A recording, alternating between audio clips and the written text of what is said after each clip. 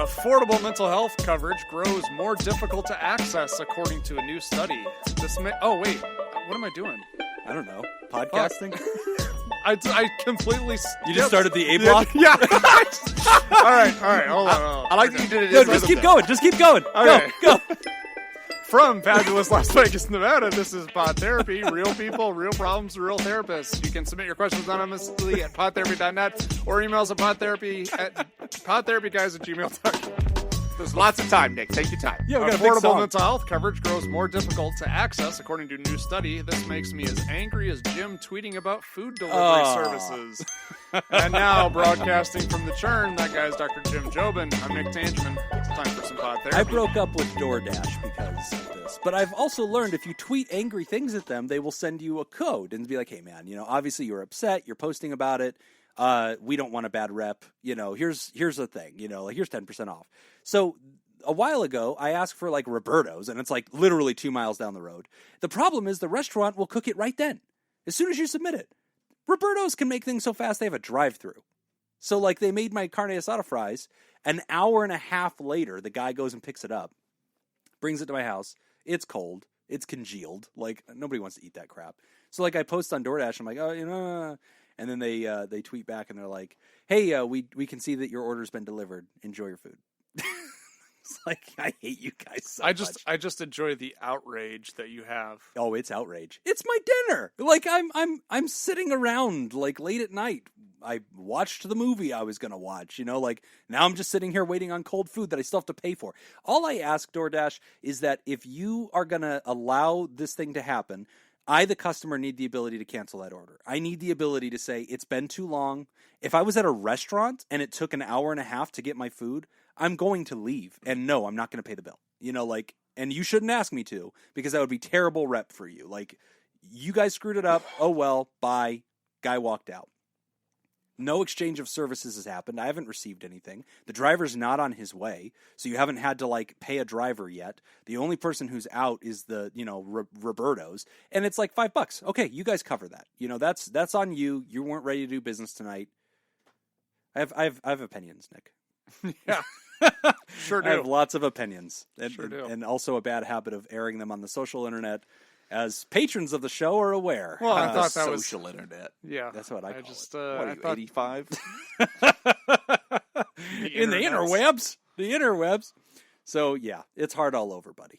Yeah, tough. But that's what she said. Hi-yo! But this actually was going to be our A block for today, which is the affordable mental health coverage grows more difficult to access, according to a new study. Which is related to the DoorDash thing, I think. It's similar. Is it affecting your mental health? Yes. And I don't have any benefits. It's terrible. But this was an article that actually referenced, oh my God, I don't even remember, but it's in the hundreds. Like I referenced it somewhere above episode 100. So it's relatively recent. But I had referenced it and talked about how it was something I was really like staring at, and we didn't ever do an A-block on it, but now we finally do. Yeah, this was on Market Watch. The title is People Are Taking Disturbing Action When They Seek Mental Health Coverage.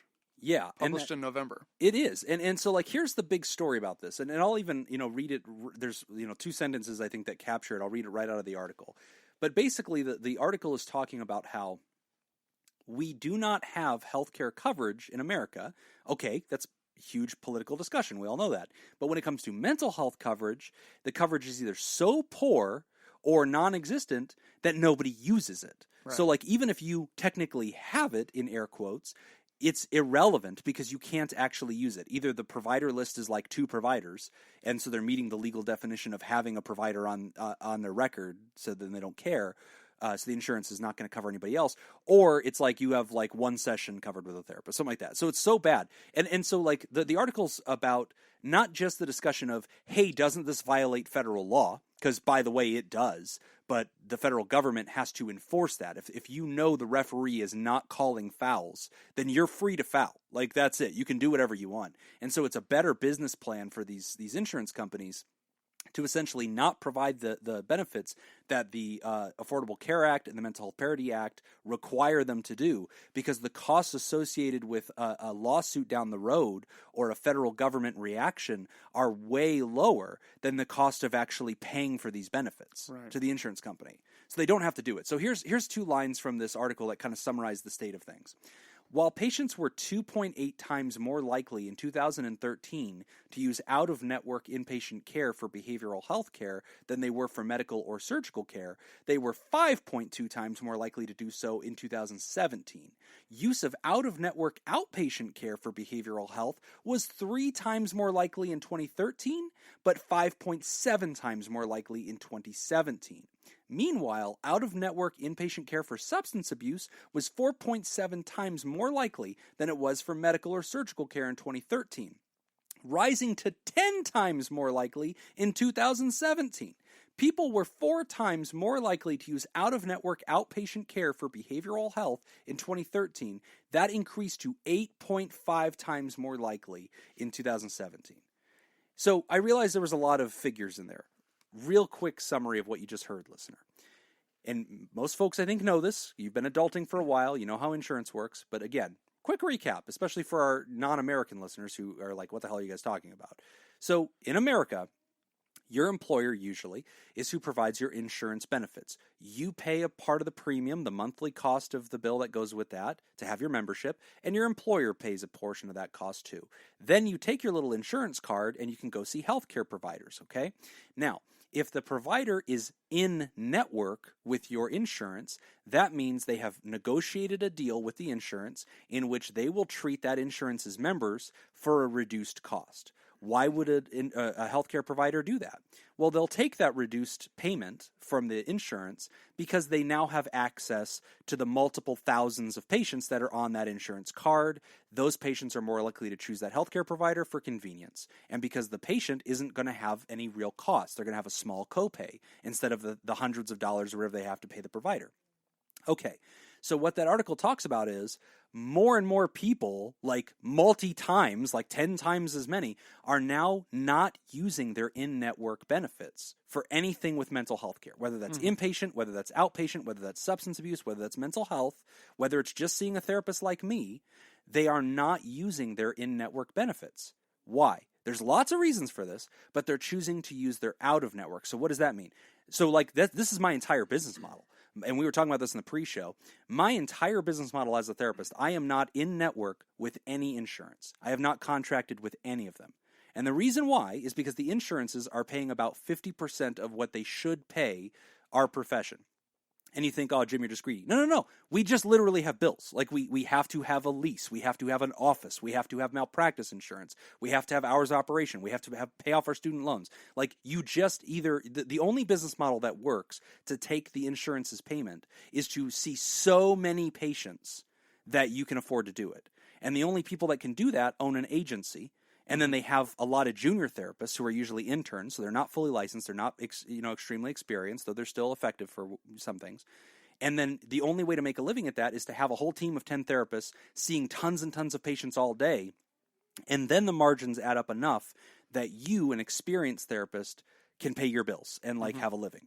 But if you're just going to go solo and you're not going to have a bunch of junior therapists underneath you and start this model, you go out of network. And that's what more and more therapists are doing. I'm just one of them. But all the therapists that are like highly reviewed and are out there like winning hearts and minds, they are all out of network. And what that means is if you want to go see them, you're going to pay cash. You're not necessarily dollars and cents, but like you're going to pay for that therapist yourself. You're going to pay their full fee.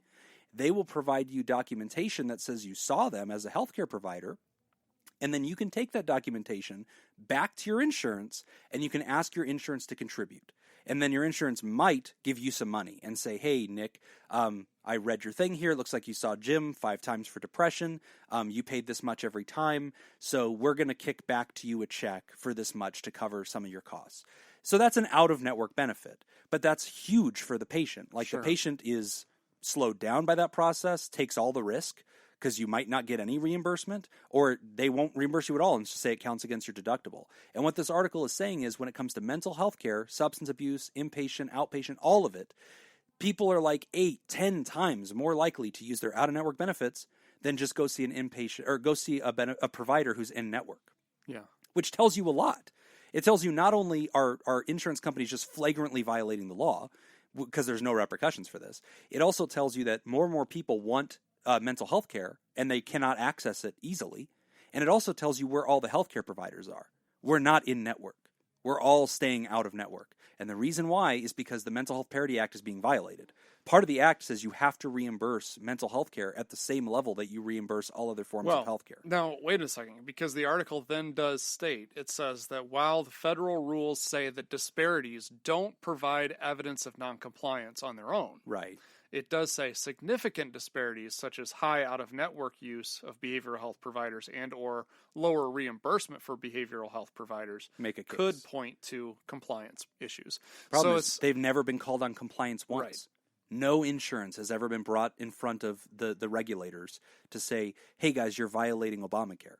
And part of that's the changing of the guard. Part of that's because a new president came in, said, hey, I campaigned on the fact that I do not like this law. I'm not going to protect it. I'm not going to enforce it. Has systematically torn it apart without replacing it.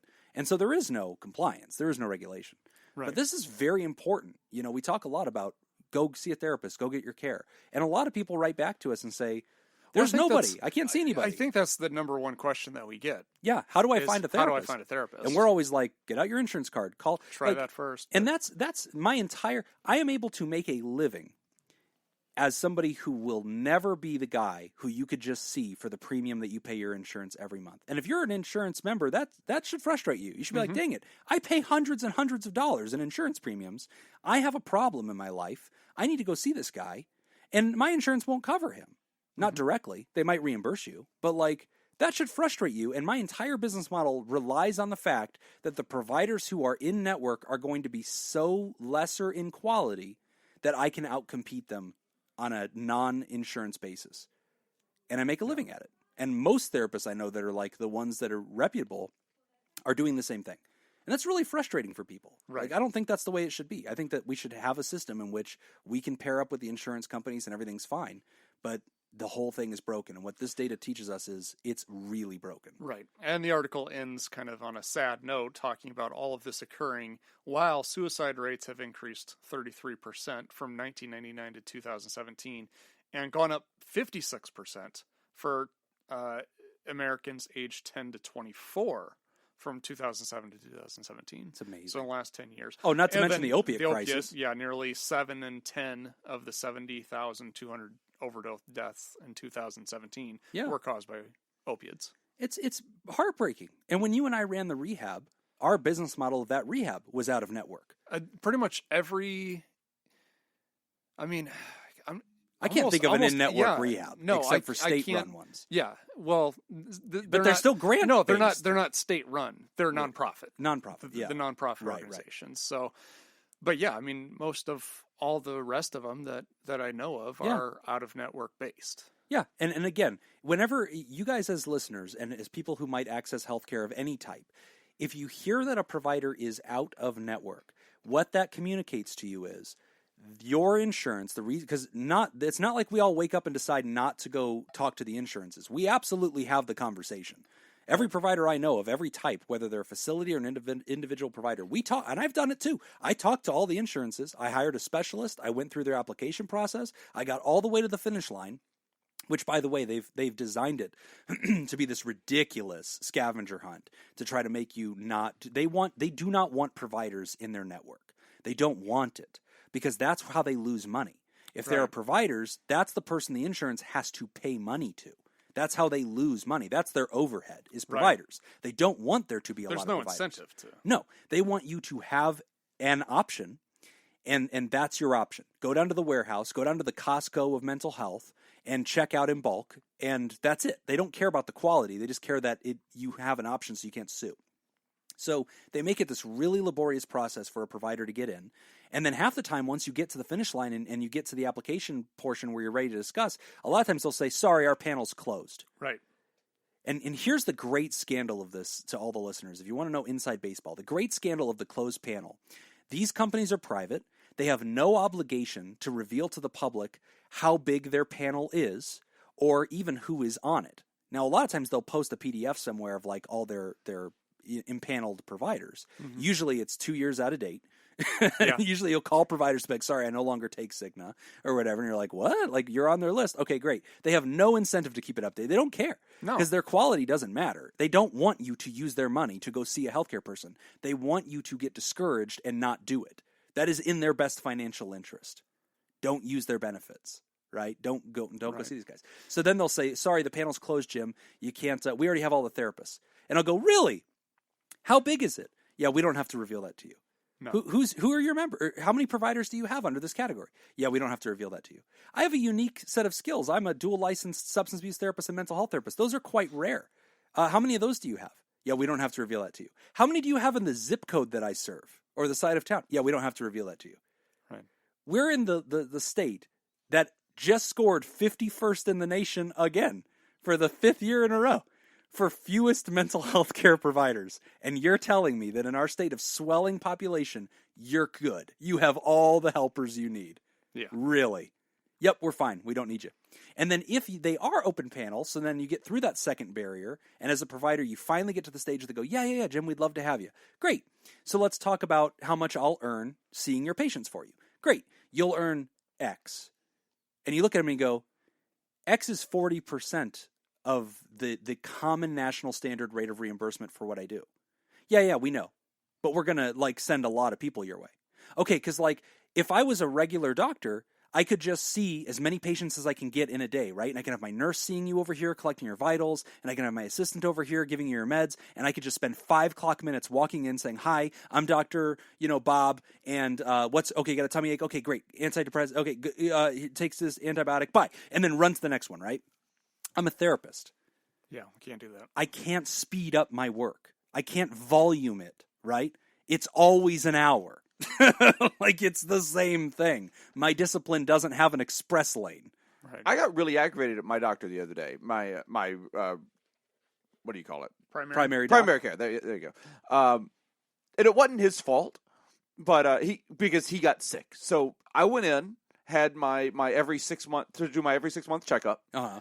Went in, did a blood draw, and then got a call a couple days later. I was supposed to go back in, see the doctor a week after doing this blood draw.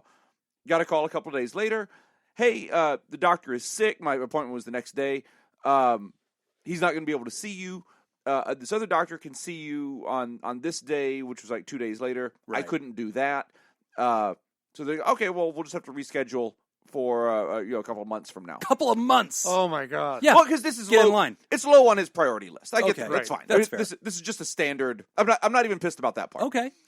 The aggravating part was because I had already done the blood draw, they still billed my insurance Oh, wow. for the blood draw part. Yeah. That's now useless. Which is going to be irrelevant a couple of Oh. months Of from course, I'm going to have to do the blood draw again. Oh, wow. Yeah. And I was like, but and now it was no out of pocket to me. I have Sure. really good Sure. insurance and blah Yeah. blah blah. And But it's still I was why? like, that's fucked up. Yeah, and as a provider, I kind of understand because at the end of the day, the action The was work was taken. done. Yeah. The data has been revealed. The Oh, action yeah. was taken. The fact that it won't be medically good data to you in the future Yeah. is irrelevant in the now. Absolutely. Some I mean, yeah. phlebotomist pulled your blood. Yep. She needs to get paid. She got to get paid. The labs already ran the Right. tests and everything. But I it's get a all really of it. broken That is system, man. frustrating, It's though. a broken system, especially with the delays. Yeah. And Yeah. you were fine with that delay, but what if you weren't? Right. And a lot of Or people, what if I that's was they paying say. out of pocket? Well, that's Yeah. the number one way that my business model works is half the people I reach out or that reach out to me and that book me, when I ask them why can I ask you why you thought I'd be a good fit for you? And sometimes it's oh, you have a good reputation, that's fine. And I think that's super important in what we do. But another part is, I called the number on the back of my card and they can't see me for 3 months. Yep. The therapist can't get me in. And you think, why is that therapist? Because our job is an hour at a time. You can still only see at best, I see 9 patients a day. Which is a lot. A lot. That seems like a whole lot. Yeah. Yeah. If Nick and I were in a clinic together and he was somehow managing me, I don't think he would allow me to do it. I think he'd be like, that's enough. I want to make sure your best work. And I believe I still do good work at 9 patients a day. I also Do you? only work 4 days a week. Yeah. I mean, the best work Jim can do. But if you go to one of the... We're grading on a curve. We're grading on a curve. But I call it the factory. You go to these agencies that are like the Costco, the Sam's Club of mental health, and they've got, again, again, we're talking therapists that are going to fetch a wage, a salary, that is pretty close to 50 or 60% what they should earn. And so you don't exactly have the all-star team lining up to go get that wage, so you whatever. There's good therapists that work everywhere, but it's got to be a passion. They have to do it because they care about the population. They want to do it. They're not being reimbursed. And so then they're seeing as many patients they could possibly get, and so many that if you're a new patient and you try to make an appointment, 90 days. Yeah.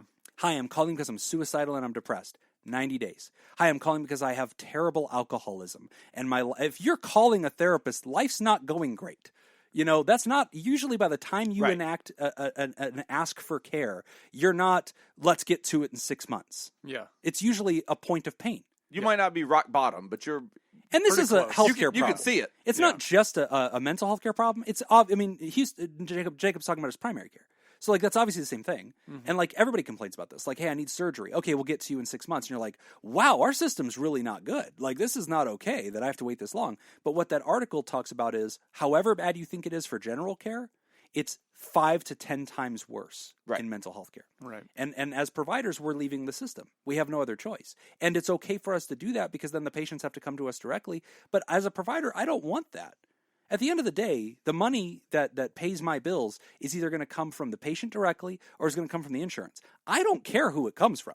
Mm-hmm. Once it clears the transaction and goes into my bank, it doesn't matter who it came from. I would prefer it come from the insurance company because I don't want the patient to have any burdens. Mm-hmm. I don't feel like they should.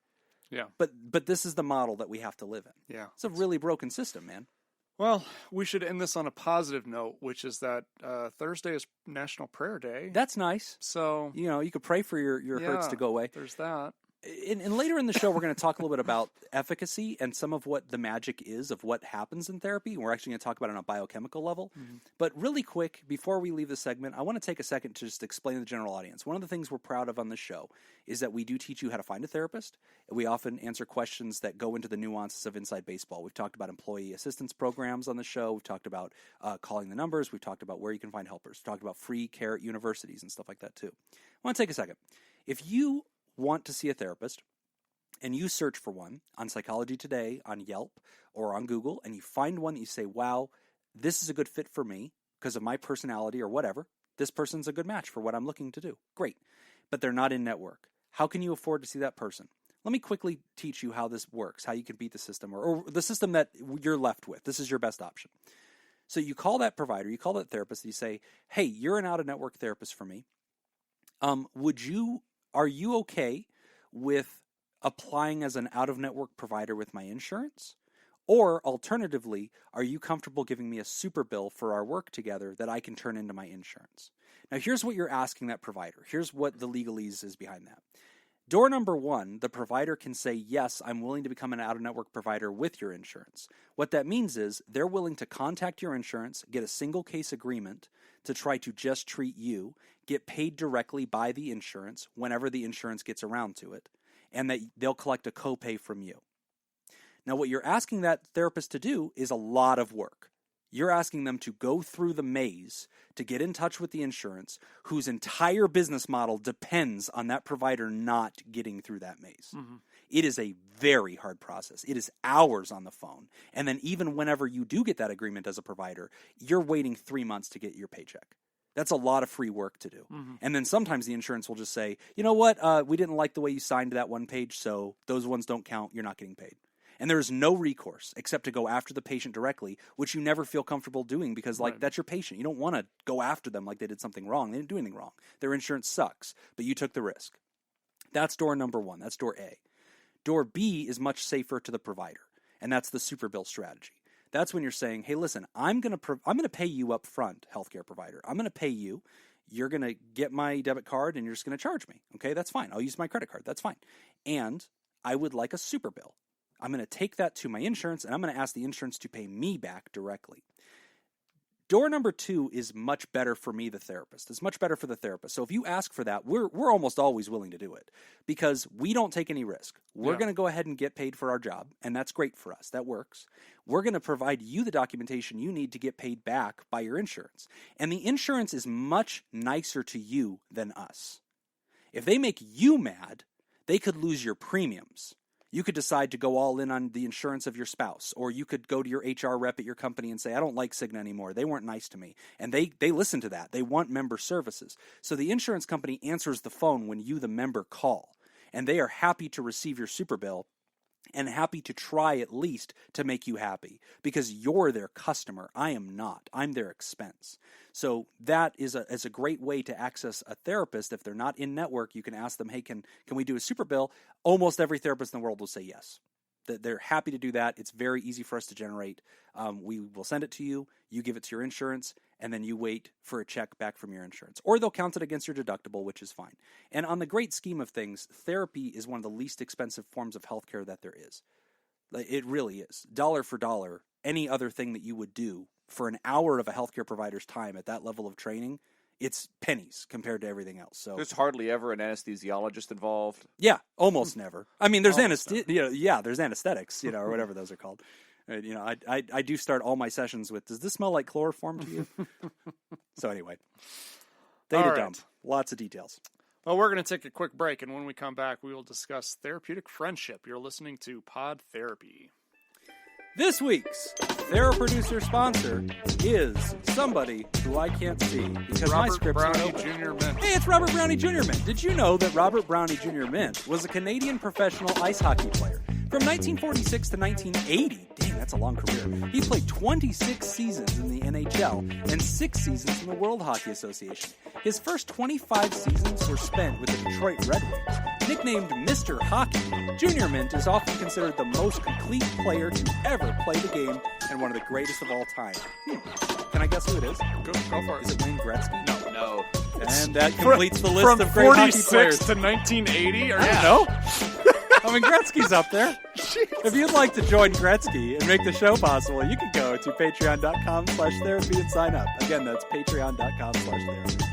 All right, we're back. You're listening to Pod Therapy. Our next question is about therapeutic friendships. All right, this is a really good one. Hi, buds. Love the pod. You have been an incidentally topical and soothing presence in my life as I have gone through the end of a marriage and big move and whatnot. I also enjoy the Q&A can address the process of therapy in a more meta way. Good, because this has been a very meta episode. I'm curious, is there anything inherently problematic about leaning on therapy for companionship? I assume the recent question about being attracted to your therapist applies, where one should be conscious that it doesn't interfere with the actual therapeutic relationship. But otherwise, is it a common situation to seek companionship?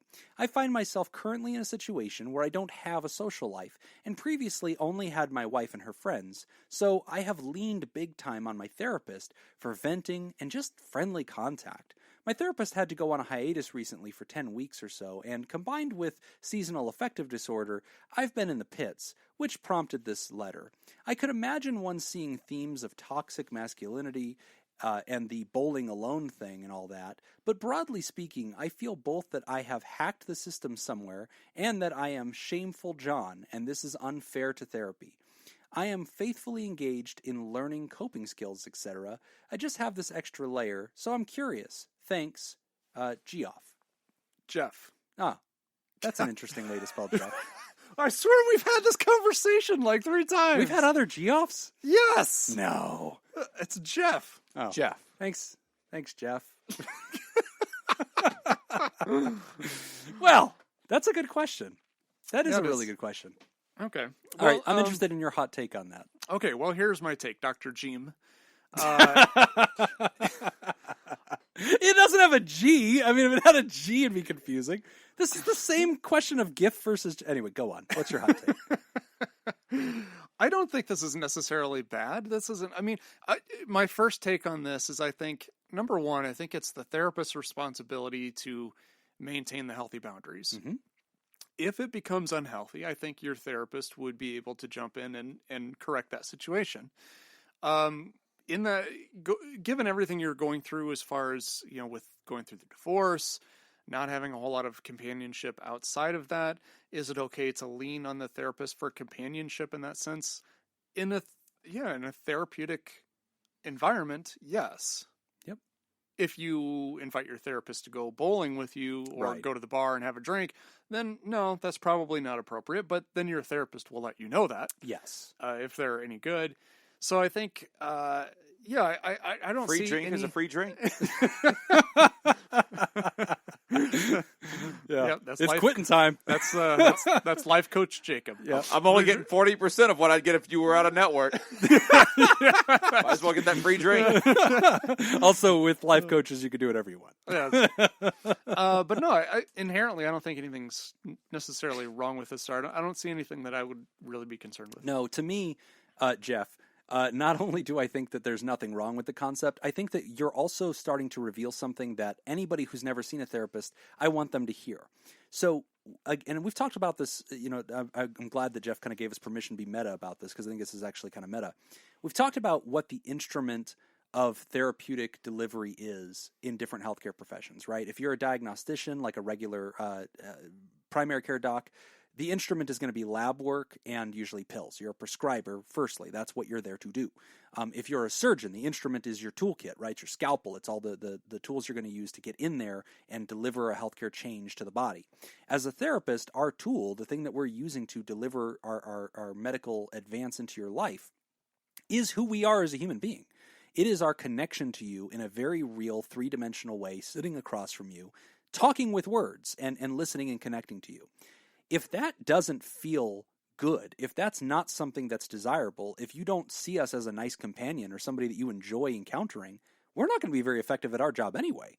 So we're very highly trained to try to connect with you in this very genuine and authentic way. And usually the kind of people that are attracted to our career tend to be very relational, right? And so like we're really interested in you as a person, and we tend to be disarming, and that's what we want to be. So the first thing is, it's entirely natural for you to feel that way.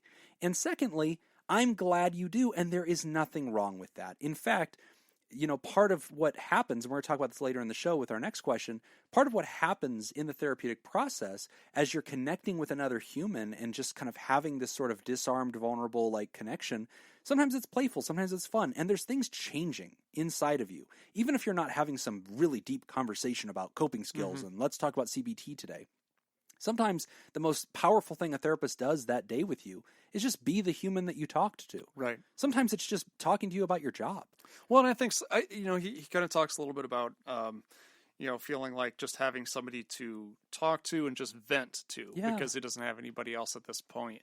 And I think that's perfectly fine. Actually, I think sometimes that's when you have the best sessions. Yes. When you don't go in with an agenda. Plan, no. When you go in there just like, I don't know what I'm going to talk about today, but I just want to vent about some stuff. That's how I want all people to be with their therapist. Because I think an error people make whenever they start a process of therapy is they don't see it as a process. They see it as a visit. Like, I'm going to go check in once because I don't feel good today. And that's not ideal. Like, I want you to just say, I see this therapist on Thursdays. That's my Thursday session. Regardless of what's going on in my life, I check in with that person. I've committed to a 3-month process that I'm going to give myself to this. Right. And we're primarily going to address the issues I've presented to my therapist, and they're going to get to know me, and I'm going to go through a change. Yeah. I'm agreeing to do change. I've been on the other end of this as the counselor, as the therapist, where I felt like I had somebody who came in, and after the session, I felt like I feel like I didn't really do a whole lot in that session. Yeah. But then I kind of have to remind myself, well, no, I did what I was supposed to do. Right. And sometimes this happens where the person comes in and that's all they want is they don't want direction. They just have something they've got to get off their chest, and I'm going to receive it. And the thing that I would also highlight here is I don't want anybody to accidentally language this as if it's less than other things that we can do. Right. And that's the thing that I want everybody to understand. Listen carefully to what I'm about to say because it's very deep, as all the things I say are, and very wise. So this part's very important. It is an error to say sometimes therapists do real work and sometimes they do this kind of work. Sometimes they're doing life change, deep psychology, and sometimes they're just being your companion. There isn't a just your companion component to this. In order for me to have access to your trust and access to credibility and access to the levers that change the systems in your mind, I do have to get to know you. And we do have to have a disarmed vulnerability. So even if I'm just chatting with you about fantasy football for the first 20 minutes of the session, that will ultimately buy me the leverage I need down the road to be an impactor, to be somebody who can change something else, or even to buy a voice in your life that whenever you're about to make the wrong turn, I can be the guy that grabs your shirt on the way off that cliff and stops you. And that could have been everything. But how did I do the great move that you needed me to do later on? How did I earn that insight into the way you think and to stop you from making a mistake or to join your team and get you through something that you couldn't have seen? How did I earn that? Sometimes it was just the companionship part. And that's why, going back to the A block, our job cannot be done in 5 minutes. That's why we can't just meet with somebody, hear the presenting problem, write words on a piece of paper, hand it to them, and leave. Can't just print things from the internet about, here, do this worksheet and think about your depression, bye. Can't do that. We have to sit with them with enough time to have silence, enough time to just have BS time. We have to connect, and it has to feel normal. It has to feel human. It can't be reduced to 10 minutes of us talking at you. It has to be more. So absolutely, Jeff, the companionship component of this is a valid reason to connect with a therapist. It is staving off depression. It is staving off loneliness. It is probably staving off other coping things that you would have done. If seeing your therapist is part of your coping skill maintenance for how you live your best life, that is exactly an appropriate and legitimate use of that therapist. And you happen to be talking to an expert who, if you decompensate in other areas, can address those things. Absolutely. I love it. Yeah. TherapyBot agrees that your sports team is also one of the better sports teams out there. Go home team and or college. I like to think that we're more genuine than that. I give people grief. Like, I tell people up front, like, who I root for, and if they're like a Pats fan or something like that, I'll punch them all day about that. I think people like that. It's like, yeah, this guy's for real. Like, he hates Tom Brady. Usually that's part of my informed consent, is I talk about how if you threaten to kill somebody, it breaks, like, confidentiality. Like, I would have to protect that person. And I usually add the caveat, unless it's Tom Brady. Like, I'll give you 24 hours to murder Tom Brady if that's what you want to do. Most people that makes me appreciate nervous. That. Yeah, this going back to why I'm scared I'm going to lose my profession. Okay. All right, we're going to take a quick break, and when we come back, we'll discuss intrusive thoughts. You're listening to Pod Therapy. This week's TheraProducer sponsor is Kayla Lansbury. Kayla is an American ice hockey player. She scored the game-winning goal in the final of the 2018 Winter Olympics before her twin sister Jocelyn scored the last shootout goal of the game to clinch the gold medal. If you'd like to join, okay, this is Wayne Gretzky. Is it Wayne Gretzky? Not. No. Oh, 2018 Winter Olympics. Probably not. No, Gretzky. this is the. Oh, so he's female, too old to be this one. this is a female hockey player. Oh, wow. I didn't even know there was female hockey. Is it That's field hockey? that's at Sin City Shrink on Twitter. Patreon.com/therapy and sign up to support this show. Again, that's patreon.com/therapy. We're back. You're listening to Pod Therapy. Our next question is about intrusive thoughts. Okay. Hello, Dr. Jim and Nick. It's Jim's favorite patient, Zach. Hey, Zach. My first question is about intrusive thoughts and cognitive distortions. Jim knows all about my story and is welcome to share it, but for the general audience, I think it's important to know that intrusive thoughts are just thoughts. I was struggling with self-harm thoughts to the point where I was having panic attacks from them, but it took a while to understand that our brains just make up junk thoughts. My second question is about serotonin increasing after a therapy session. Can you go more into detail about that? Maybe someone comes in for something minor, maybe a fight with their friend. Would just the act of talking about it with a therapist increase their serotonin levels? Really interesting stuff. Thanks, guys. Zach. So my first thing that I want to talk about here is something. This just it reminded me of something. What was it, like 2 months ago? I was in North Carolina for a training. Okay. And the training was mindfulness-based cognitive therapy. Oh, yeah. So it's taking mindfulness-based stress reduction, or MBSR, Yeah. but applying a therapeutic component to it. So it's done with a therapist. So it's really intense, and it's so interesting. And it has shown, like the research has shown it to be very effective in treating a lot of different disorders. Yeah.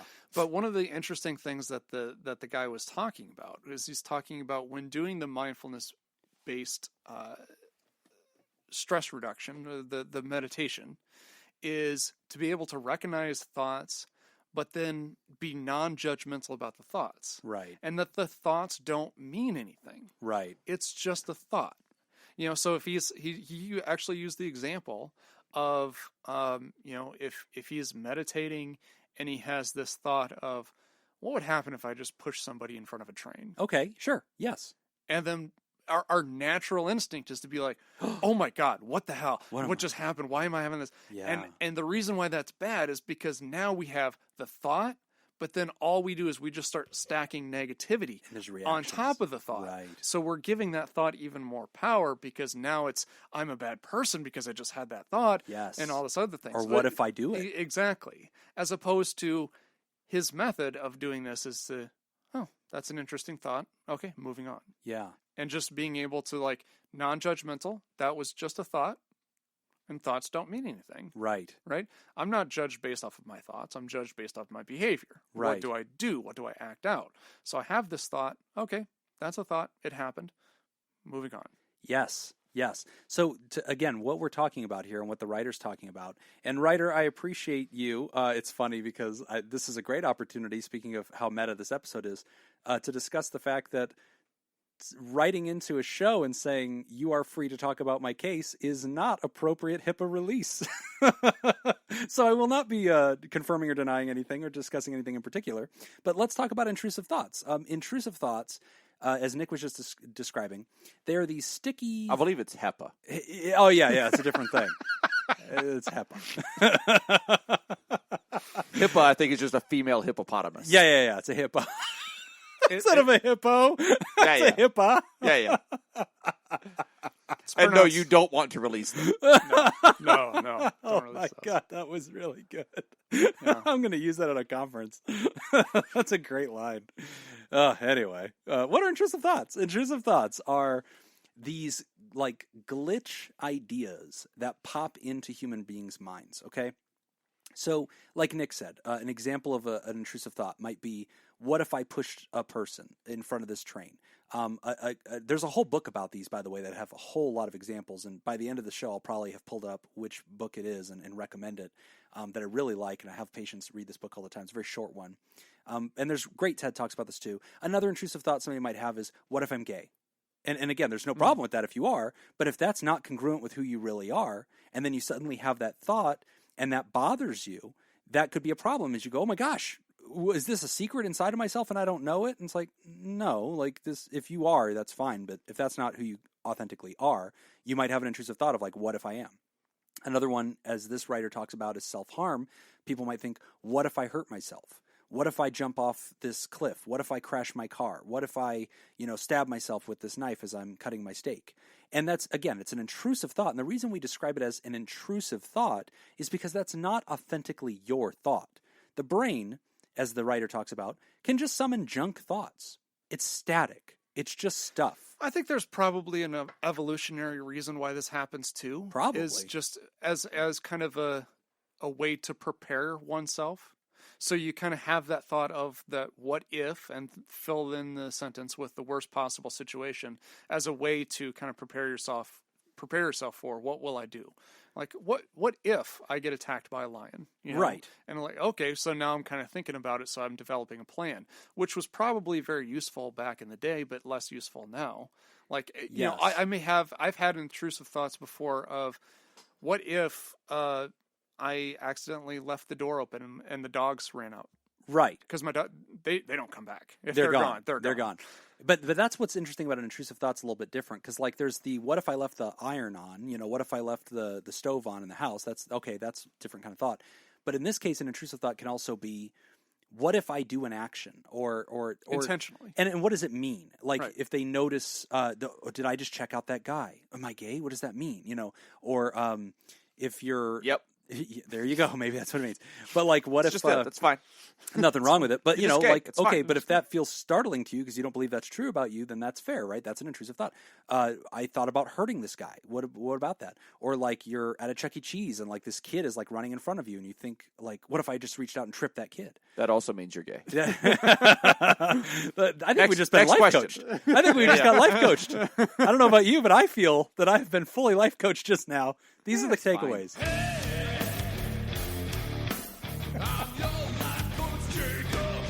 just been life coach. Well, thanks for listening to Pod Therapy.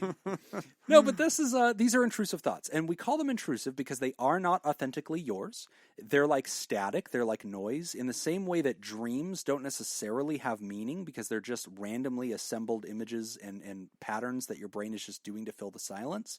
Intrusive thoughts are just junk thoughts. They're not real. And that's what is really important when people are suffering from this, is getting to a place where they do not believe the intrusive thought. It doesn't mean anything to them. There's a technique called RAIN, which is an acronym, R-A-I-N, and it basically, if you want to look it up, it just has to do with accepting it. Like, yes, I reflect, here it is, I recognize this thought, I accept this thought, it's not mine, I know what it is, I'm able to just kind of turn from it and ultimately let it go. And this has nothing to do with who I am. I'm not somebody who trips children, I am not a murderer, I am not a danger to others, it's fine. And there's a really good book on this. It's called Overcoming Unwanted Intrusive Thoughts, a CBT-based guide to getting over frightening, obsessive, or disturbing thoughts. And that's by Sally Winston, Dr. Sally Winston. It's a short book. It's one of my favorite books. It's by Winston and Seif. And I always recommend it. It's on Amazon. They sell it for $14. And it is a great book, very short. And if you deal with intrusive thoughts, you will read this book, and they will outline types of intrusive thoughts you might have. And I think that you'll hear that and go, whoa, I can relate. And we can all relate. It's just a human condition. When people start to suffer, they get anxiety or depression because they believe the thought. What if I hurt myself? What if I were to hurt somebody else? What if I feel this way that isn't true? What does that mean? Is it true because I had the thought? No. Thoughts are not things. They just pop through you. Now let's talk about that second question, though, because the writer also asks about something that we've referenced on the show, but asked us to kind of step into the topic a little bit more, which is it true that just by talking to somebody, just by going through therapy, am I changing my brain chemistry? Are there things that are actually happening, even though I'm not ingesting a medicine? Yes, that's absolutely true. And we've talked on the show about neuroplasticity, which is the actual structural change of the way your brain efficiently works and the neuron change that happens whenever you undergo this intentional process of thought changing and behavior changing and talking to a therapist. So in a very physical way, that's true, and in a biochemical way. And I will actually post a link to a really good article, and it's kind of a compilation of research about this. That'll be in the show notes if you want to open up this episode's description. But yes, not only do we see increases of serotonin when people talk to a therapist, there's evidence that there's sometimes increases of testosterone as people feel capable and empowered to take agency over their life. If they start to discover an internal locus of control, there's a sense of can-do-itness, and that does have a biochemical reaction inside your body too. Well, pretty much everything we do has a biological, a biochemical Yeah, the endorphins effect. release when you work out. That's how the brain works. Yes, that's what it's doing. Yeah. So whether you're lifting weights or running, having camaraderie with somebody else, Watching having a a meal, dopamine comes out, serotonin comes out, your brain is always releasing those. It just so happens, though, that when you're interacting with a therapist, those biochemicals are releasing in strategic amounts that ultimately change the way you feel when you walk out. And that's what's powerful, going back to the first question about, is it okay to just meet with a therapist for companionship? Again, I don't like the phrasing that just companionship is somehow a lesser order of value. I don't think that that's true. The deeper question here is, by meeting with a therapist, am I attending to my brain chemistry? Yes, you are. Even if that therapist didn't say something revelatory and you had an epiphany when you walked out of there, oftentimes people walk out of their appointment with their therapist and say, I feel better. Mm-hmm. I'm glad I talked to that person today. And if you ask somebody, oh, what did you and your therapist talk about today? Life. I feel really good after I talked to Nick. Okay, what did Nick say? A lot of times people will go, not much. Like, right. Nothing big. Like, I didn't learn something today. But yeah, I feel really good. And that feeling lasts into your life because we're changing your neurons and we're changing your brain chemistry just by engaging with you. Yeah, or as the writer talked about, just talking to a friend, how does that affect the levels, or would it affect the levels? Yes. It can. It would have to. Otherwise, we wouldn't do it. Otherwise, yeah, exactly. If we don't get something out of it, then we don't do it. I mean, that's why we do everything. We know that we need to eat for survival, because when we eat, we get a little rush of dopamine. Right. And that's the brain saying, good job, you did something good. Yes. When we have sex, we get a little rush of dopamine. That's right. It's the same way that we would train a dog. If a dog does something good, we give it a treat. Yeah. That's how the dog knows this is a good thing to do. I need to do more of it. Now, also, alongside this, humans also do a lot of self-sabotaging, dysfunctional things, and it's not necessarily because it's in their best survival interest. No, but there is a There's reward still factor. more biochemical There's something explanations. happening that rewards the behavior. Exactly. I mean, that's the same thing when we talk about like with drug and alcohol abuse or gambling. It could be something that is causing harm, but if nothing was gained out of doing it, right, it wouldn't be no one would be doing exactly. And that's what's nice about visiting with a therapist is here you're working with somebody. Mm-hmm. They are working in the best interest of your life. They're not considered a toxic relationship. They're there to help. They hopefully have good information to give you sometimes. And even if you learned nothing from your encounter with them that day, they had an effect on your brain chemistry and on your neurological structures. You're heading in a new direction. And that's why we usually encourage you that seeing a therapist is not a one-time thing. We encourage you to think of it as this process that you're committing to for a while. You're going to be doing this. It's kind of like going to the gym or doing yoga or starting a new commitment. Like, yeah, go ahead and do this for a season. Mm-hmm. And let's let the outcomes happen because that's very helpful. And then it's good maintenance too. It's okay to go back and again, going back to the first question about companionship, it's also okay to just have a regular check-in. It's like, yep, I check in with my therapist once a month. It's like, okay, why do you do that? Are you still dealing with your big problem? No, I'm 90% finished with my big problem, but this is part of how I maintenance myself and how I consolidate gains. You know, this is good for my general mental health. It reminds my brain to function a certain way. I benefit from it. It's good maintenance. Yep. Totally good. Great question, writer, whoever you are. Yes, thank you for writing. I can't confirm or deny. Right. Keep up the progress. Okay, any announcements? I don't think we have any new Patreons. I have nothing to apologize for on Twitter. Nothing. Not a dang thing to say about it. Okay, moving on. We talked about Scoop Fest for a minute last week. We've since announced all the details on Ice Cream Social. Yes. And so if you want to do Scoop Fest, it's up. If you want to do Scoop Fest, head over to heyscoops.com. Look in the shop. The tickets are right there. All the details are there. And info on the Orleans Hotel and Casino. You can stay there. OrleansCasino.com/groups. Code ASC0C11. And the Pod Therapy guys will be at Scoop Fest this year. Or at least Nick will be. Yes. We agreed I could get in for double fee. Don't take it back. I said yes to that. That's true.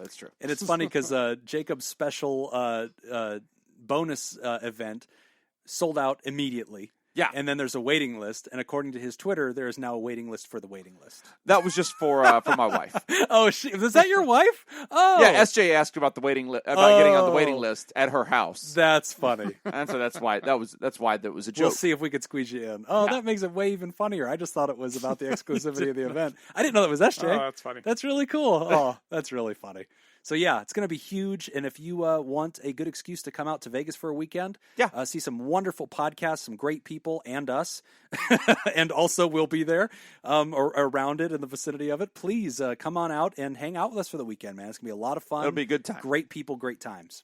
Odds are probably pretty good that Jim and Nick will be doing a sushi day. I would bet during that time period. Bet? I'm sure. I'll bet. What about a bet? Are we betting? Jim just lost a bet. Shit.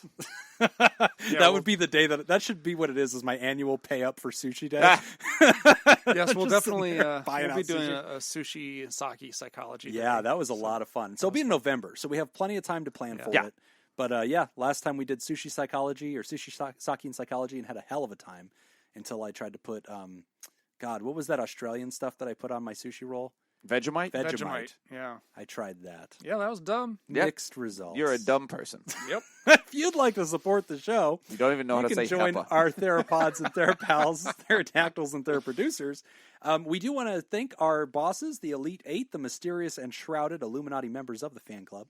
Thank you, Smitty Scoop, Jake Schneider, Robert Brownie Jr. Mint, who's the chairman of the board, Kayla Lansbury, David Data Scoop, Violon, Judy Schneider, Nathan's Hot Dog Scoop, Dr. Ben Don, and ex officio board members Elio Dare, Dan Martin. And real quick, we are going to harp on this even more whenever it's Data Scoop's turn to be our official TheraProducer for the week. But David sent in to us a link. He is doing a NAMI walk, which is the National Alliance for Mental Illness. Mm-hmm. And every year they do a walk where you can sponsor people to walk miles in their big marathon thing. And basically you're saying that you'll pledge money to help this organization. NAMI is such an important organization. Nick and I have been supporters of it for years. And David sent in the link to sponsor his walk. And we will also be posting that in this week's show notes, as well as going forward to make sure if you want to sponsor David and kick some money to a really good organization, and we could make him him the official Pod Therapy runner of NAMI, so that'd be really fun to get behind him. So Definitely. look for that link in the episode's description. Oh, that's all the time we got for this week's session. We want to thank our landlords, the Ice Cream Social Podcast, and thanks to those of you who contributed to our show today. We really appreciate it. Remember, pod therapy isn't something you should do all by yourself, to yourself. This is a great episode. We screwed up the intro and now the outro, so perfect. Copy and paste the thing. Give it to other people. Don't forget to find us at facebook.com/podtherapy, on Twitter @PodTherapyGuys, and at patreon.com/therapy. Do you want to submit a question to the show? Yes? Then do it. We're at podtherapy.net, or you can email us at podtherapyguys@gmail.com. I'm Nick Tangeman. I'm Jim. Thanks. We'll see you for an appointment next week. I feel like I was yelling this episode, and Yeah, you were. I